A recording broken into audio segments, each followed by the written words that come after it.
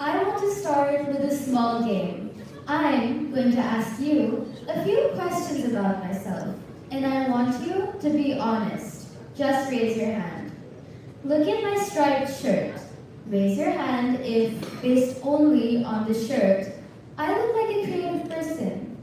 Maybe someone who spends their weekends at a gallery or lost in a sketchbook. Okay, quite a few of you. Next one. Raise your hand if based on my trousers and heels, I look like the boss of every group project. The one who meets every deadline and makes every to-do list. Okay, trousers are doing their job then, thank you. Last one. Look at my whole outfit. Do I look like I'm heading to a movie premiere after this? Appreciate it. What you just did is called thin slicing. In maybe around 30 seconds, you guess my whole life story based simply on what I'm wearing. Whether we like it or not, our clothes tell a story before we even open our mouths. There's a famous study on something called enclothed cognition, which is just a fancy way of saying our clothes change how we think. Researchers gave two groups of people the same white coat. They told the first group it was a doctor's coat, and they told the second group it was a painter's smock. Studies ended up revealing that the group who thought they were wearing a doctor's coat actually performed better on tests. They were more focused and careful. The coat didn't change, but their brains did.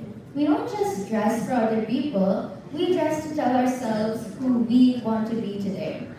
Even in a school uniform, the way you roll up your sleeves or accessorize with a watch says a lot about who you are as an individual.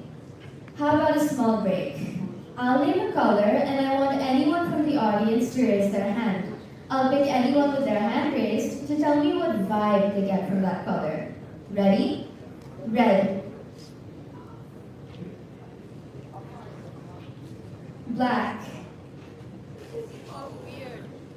Mint green. Okay. Psychology says you're right. There's something called the red effect, which basically says that athletes wearing red are more likely to win because red signals power to the human brain. Black can feel serious and intimidating. Mint green can feel calm and reliable. We're basically hacking our social lives every time we pick a color. Moving on, let's all be honest here. We all have a closet full of clothes, and yet we've stood there on an Onaday morning saying, I have nothing to wear. Hey, that isn't true. You have clothes. What you're actually feeling is a belonging crisis. A recent study shows that 1 in 6 young people actually don't repeat outfits if it's already been seen on Instagram or TikTok. We aren't just dressing for the weather anymore, we're dressing for the algorithm. And the fashion industry recognizes this. Today, we buy about 80 billion new pieces of clothing every single year.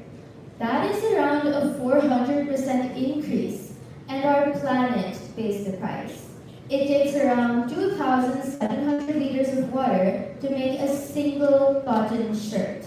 To put that into perspective, that's enough water for a single person like you or me to drink in 2.5 years. We may be thirsty for likes, but we're draining our planet dry trying to get them. This brings us to our theme, navigating new frontiers. In the past, the frontier of fashion has always been about following the latest trend. But hey, that way of thinking is over now. The new frontier is inside us.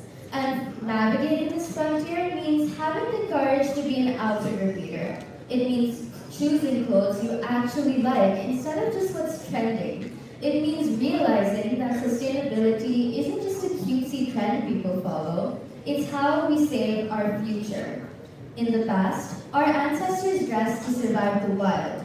We have to dress to ensure our planet survives. So don't just get dressed tomorrow. Be the director of your own story. Follow your own navigate your own frontier, and make sure your story is one worth telling. Thank you so much.